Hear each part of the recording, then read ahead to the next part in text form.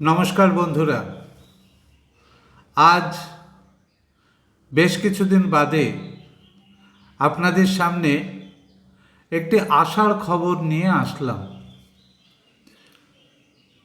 গ্রাম বাংলার একটি মেয়ে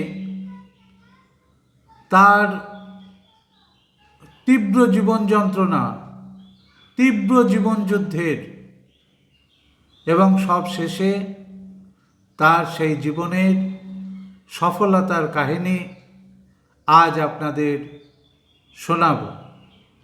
একদম সত্য ঘটনা, কিন্তু মনে হবে এর প্রতিটি পরতে পরতে যেন একটি করে গল্প লুকিয়ে আছে। অমলকান্তি রোদ্দুর হতে চেয়েছিল, কিন্তু সে রোদ্দুর হতে পারেনি। ঠিক তেমনি আমাদের এই সমাজে অনেকেই অনেক কিছু হওয়ার চেষ্টা করে, তাদের সেই স্বপ্ন কিন্তু সবসময় বাস্তবায়িত হয় না। আজ আমি যে মেয়েটির জীবনযুদ্ধে সফলতার কাহিনী আপনাদের শোনাব, সেই মেয়েটির নাম হলো রাখি মণ্ডল। মাত্র 47 বছর বয়স, আমাদের তেহট্টের পুরাতন জিতপুরে বাড়ি। দীর্ঘ 8 বছর ধরে এই রাখি মণ্ডল টোটো চালাচ্ছেন। বিভিন্ন সমস্যার সম্মুখীন তিনি হয়েছিলেন, কিন্তু সেই সমস্যার মুখোমুখি তিনি হতেন। সমস্যাকে দেখে তিনি কিন্তু কখনো পিছিয়ে যাননি। আজ আমরা প্রথমেই আসুন সেই রাখি মণ্ডলের মুখ থেকেই আমরা তার জীবনযুদ্ধের কাহিনী শুনে নিই। আমার নাম রাখি মণ্ডল, আমার স্বামীর নাম সুজিত মণ্ডল, আমার বাড়ি পুরাতন জিতপুর হাবড়িপাড়া। আমার জীবনে অনেক ইতিহাস আছে। আমার এমন পরিস্থিতি ছিল, আমার 1 কেজি চাল আনার পরিস্থিতি ছিল না। তো আমি অনেক কষ্ট করে সংসারটা চালিয়েছি, এবং যখন আমার ছোটো মেয়ের বিয়ে দিই তখন আমার প্রচণ্ড ঋণ হয়ে যায়। তখন আমার স্বামী অসুস্থ হয়, সেই কারণে আমি এই টোটো চালানো ধরি। তখন টোটো চালাই আমি, কিন্তু কি করব, একটা মেয়ে মানুষ হয়ে আমি রাস্তায় নেমেছি। অনেক লোকে আমাকে অপমান করেছে, অনেক লোকে আমাকে খারাপ কথা বলেছে এক মেয়ে মানুষ টোটো চালায়, কিন্তু আমি কারো কথা শুনিনি। আমি নিজের উপার্জন করার জন্য আমি টোটো চালিয়েছি।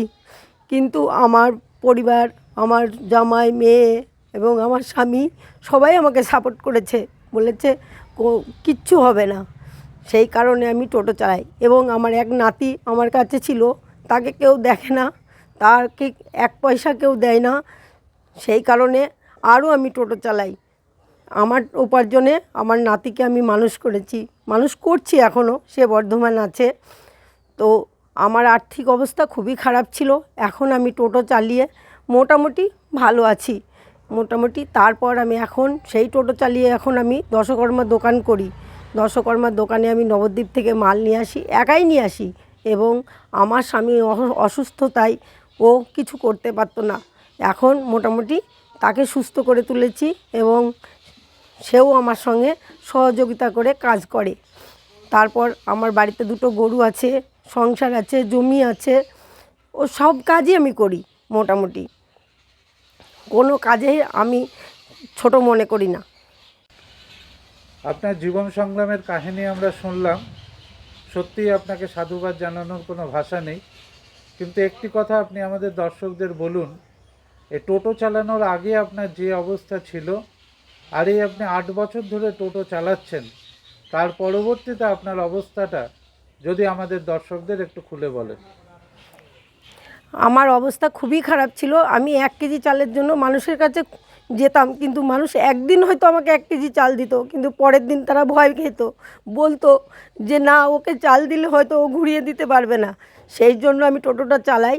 চালানোর পর আমি দেখলাম যে আমার 2 দিন 3 দিন লোকজন ওঠে না, তারপরে 5 দিনের দিন দেখি 2-4 জন করে উঠে যায়। তারপরে আমি 400 500 কোনো দিন 700 800 টাকাও আমি কামাই করেছি এবং এখন সেই টোটো চালিয়ে আমি খুব ভালো আছি। এখন আমার মোটামুটি আমি দোকান করেছি, আমার আরেকটা গাড়ি কিনেছি, আমার সংসারটাকে আমি ভালোভাবে গুছিয়ে রেখেছি। এটি দেখছেন রাখি মণ্ডলের জীবনযুদ্ধের সাথী। আমরা সরাসরি দেখাচ্ছি যে কথা রাখি মণ্ডল বললেন, যে টোটো চালানোর পাশাপাশি তিনি এখানকার উপার্জিত অর্থে একটি দশকর্মার দোকান সেখানে খুলেছেন। কি সুন্দরভাবে দশকর্মার দোকানটি সাজিয়েছে আপনারা দেখুন। নবদ্বীপ থেকে তিনি নিজেই এই সমস্ত জিনিসপত্র সংগ্রহ করে আনেন। একদিকে দশকর্মার দোকান, অন্যদিকে টোটো চালান এবং টোটো চালিয়ে আরেকটি গাড়িও ইনি কিনেছেন রাখি মণ্ডল। আমরা সেই দশকর্মার দোকানটি সরাসরি আমরা দেখাচ্ছি। সত্যি রাখি মণ্ডলের এই জীবনযুদ্ধকে আমরা সাধারণ মানুষ হিসাবে আসুন স্যালুট জানাই। আপনারা শুনলেন রাখি মণ্ডলের জীবনযুদ্ধের কাহিনী। আজ এই খবরটি বলতে এই কারণে ভালো লাগছে যে বর্তমানে 47 বছর বয়সের ওই মহিলা নিজের যে মানসিক জেদ এবং নিজে কিছু করার যে মানসিকতা, সেই মানসিকতা নিয়ে তিনি এগিয়ে গিয়েছেন।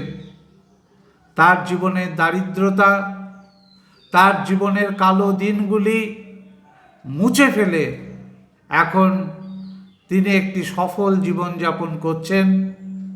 সত্যি সত্যি এটি কিন্তু আশার খবর। আজ আমরা এই আশার খবরটি আপনাদের শোনাতে পেরে বা দেখাতে পেরে নিজেরাই খুব আনন্দিত। আসুন আমরা প্রত্যেকে বেশি বেশি করে এই রকম রাখি মণ্ডলের মতো মেয়েদের পাশে আমরা দাঁড়াই।